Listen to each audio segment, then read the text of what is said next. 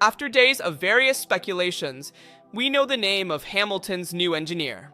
The debut of this new technical figure arrived at the Belgian Grand Prix, and the post-race comments from the British driver confirmed this internal team change. In today's video, we will see who Joan Nades, why he will be so important at Ferrari, and we also need to look at Lewis Hamilton's role within the team during this period of the season. We will also see how the development of the SF25 is progressing, and additionally, we need to address a very important issue.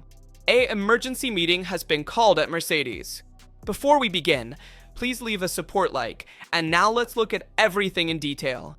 After the race in Belgium, Hamilton finished 7th, surprising many observers by talking about a new addition to his team coming from one of his old teams. A statement fueled speculation and curiosity until the emergence of the name Joan Nades, the new performance engineer for the 7-time world champion.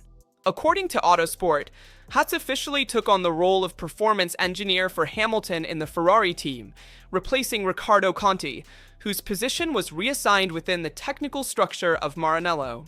Joan Nades brings a high-profile resume.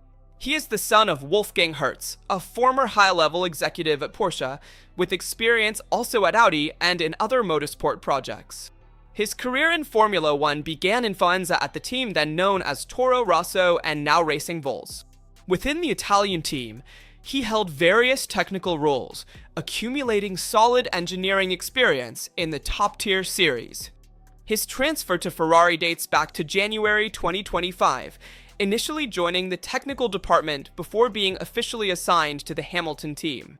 Hertz's entry comes at a delicate time for Hamilton, who is still adjusting to the SF25. The single-seater's characteristics are very different from the Mercedes he drove in previous years. After some initial difficulties, the Brit has shown signs of gradual improvement, but it is still evident that the harmony with the car and the technical environment is not yet at 100%. In this context, the role of performance engineer assumes a strategic importance. Their task is to analyze and interpret the car's data to optimize the vehicle's behavior based on the driver's style, supporting technical decisions during race weekends.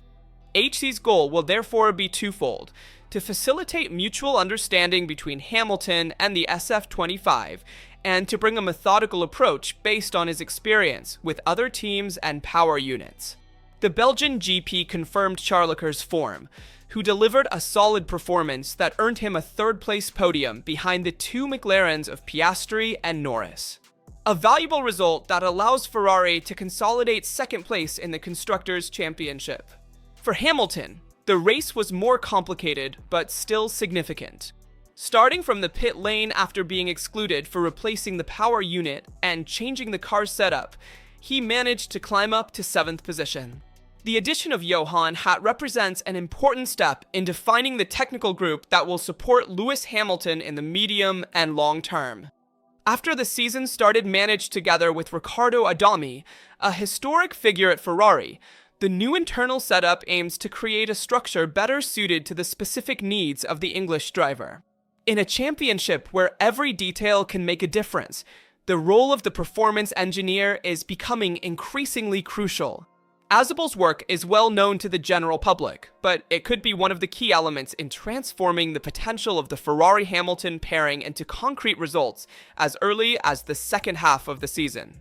In fact, the driver of the day from the last race, Lewis Hamilton, somewhat criticized Ferrari's internal management, implicitly taking on the role of team principal, indicating within Maranello which figures are suitable and which are not.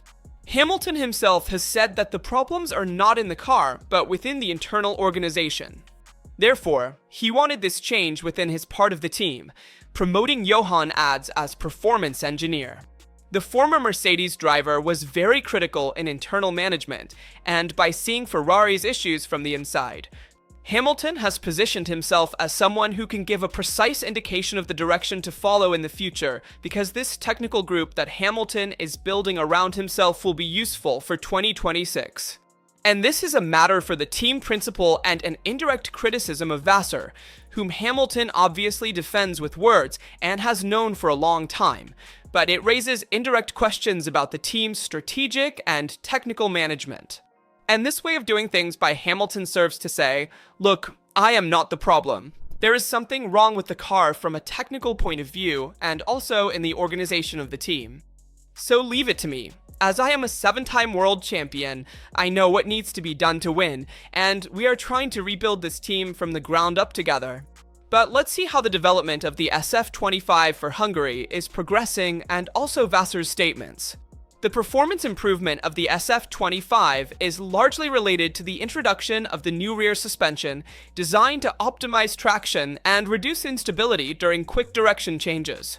The system already showed a positive impact at Spa on tire degradation management and braking stability.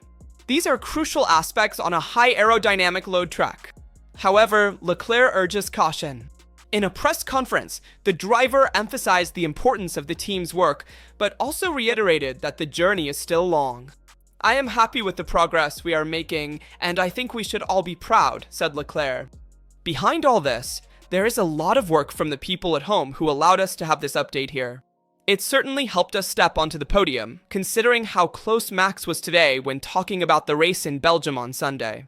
However, we are aware that it is still not enough, and we must keep pushing to get closer to McLaren.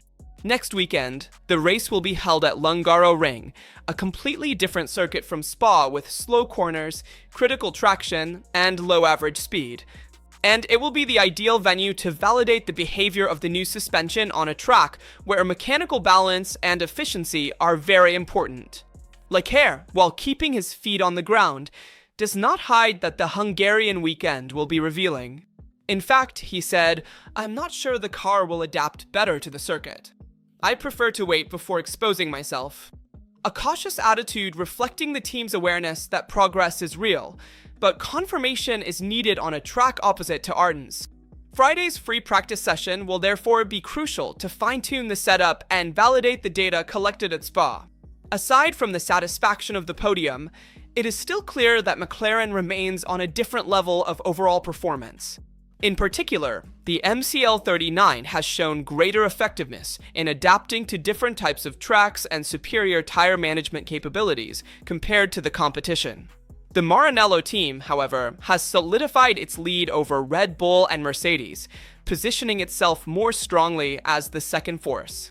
If these progressions are confirmed in Budapest as well, Ferrari could start the final part of the season with renewed momentum, aiming to close part of the gap with Norris's and Piastri's teams, also with an eye toward 2026. In fact, as Vassar also confirmed, on Friday in Belgium they were behind Red Bull, but by Saturday the pace had improved for Ferrari.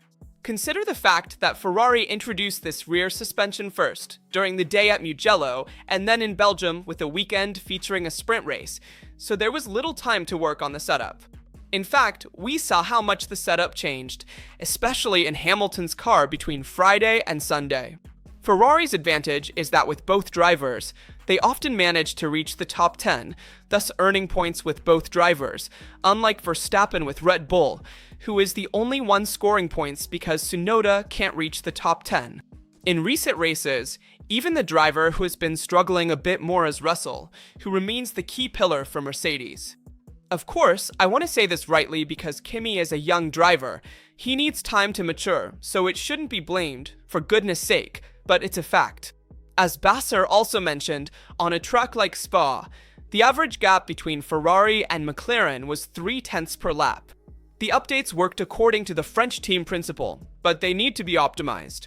Confirming these positive responses from the latest updates, Ferrari has decided to stop developing the SF25.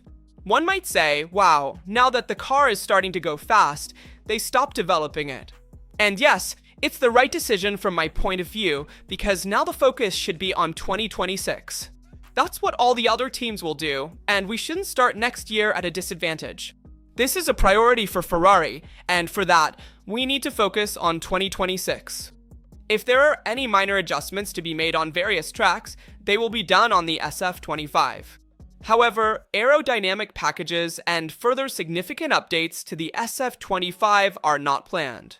Initially, a new floor was scheduled for Baku but will not be brought, a decision also influenced by the budget cap and the need to bring many updates during the season. Let's also look at the rear wing used at Spa, and the one that will be used in Hungary.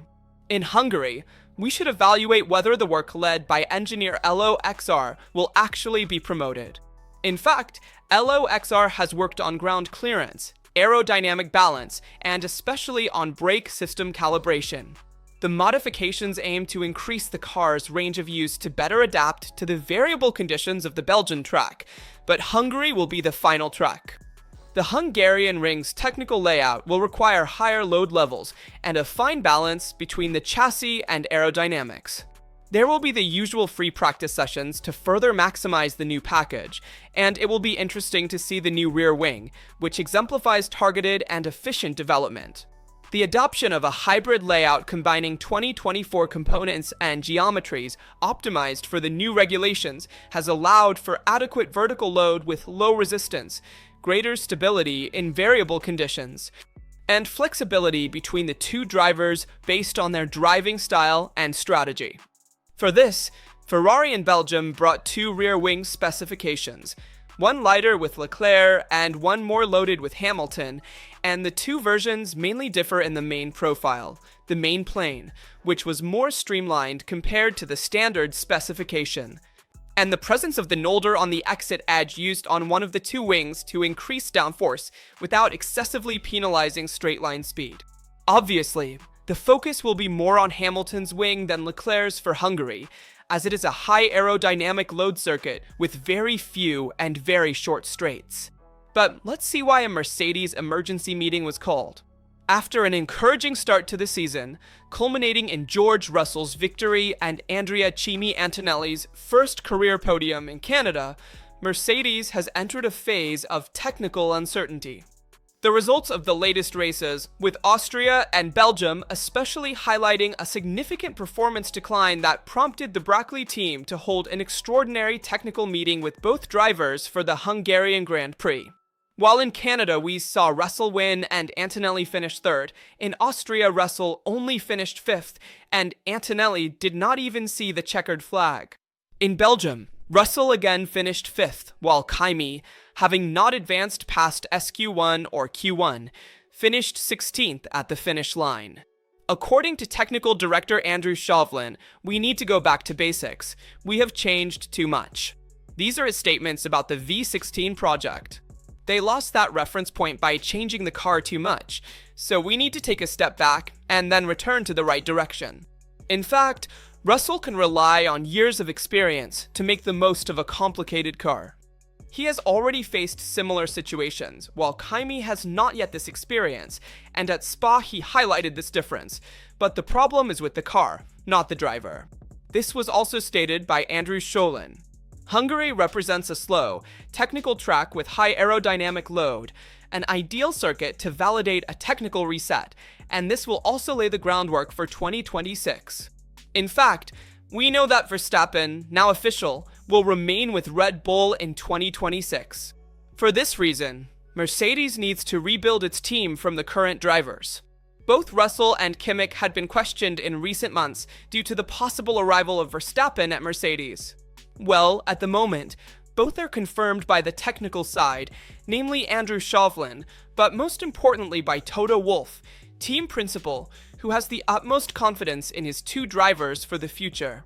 Therefore, I am not surprised by a technical meeting at this moment, because it is indeed necessary to improve the performance of the Mercedes V16 by doing a technical reset, starting again from what they left off in Canada, but at the same time, it serves to lay the groundwork for the future. Regarding Russell's renewal, they are discussing a 2-year contract worth 30 million euros per year, and as Nico Rosberg himself mentioned, he has experience in this regard. Dealing with Toto Wolff is a nightmare. In fact, Nicola Rosberg said, "When you try to negotiate with Wolff, it's impossible because he disappears, so you don't know if you'll have that seat next year." Russell confirmed that there will be no announcement or renewal before the Hungarian GP. However, a quick agreement between Russell and Toto Wolff is crucial, especially in terms of the technical planning for 2026, and it is now official. Mercedes bets on Russell as the lead driver for the new technical cycle from 2026 to 2029, where it is presumed that Mercedes could have an advantage with these new engines. The financial package places him at the same level as Charles Leclerc and Lando Norris, currently among the highest paid drivers after Hamilton and Verstappen. And we will also see when Kimi will renew. There was that funny moment with Hamilton where they discussed in a press conference, and Hamilton told Kimi, "Look, I'll help you negotiate with Toto." On the other side, at Red Bull, we have Helmut Marko, who confirmed that Verstappen will stay with Red Bull in 2026. But many say he could also arrive in 2027 at Mercedes, if the exit clause is valid at the end of next year's summer break. So be careful, Verstappen could still go to Mercedes in 2027.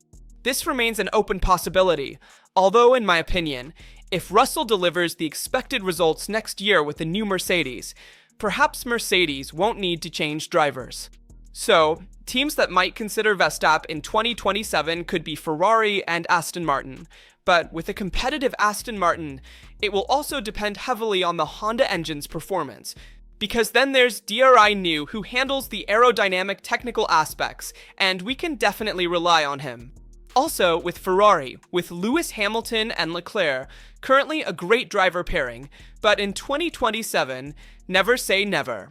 Let me know your opinion on all the topics we've covered in the video. As always, I remind you to leave a like, subscribe, and activate notifications so you don't miss news about Formula 1 and Ferrari.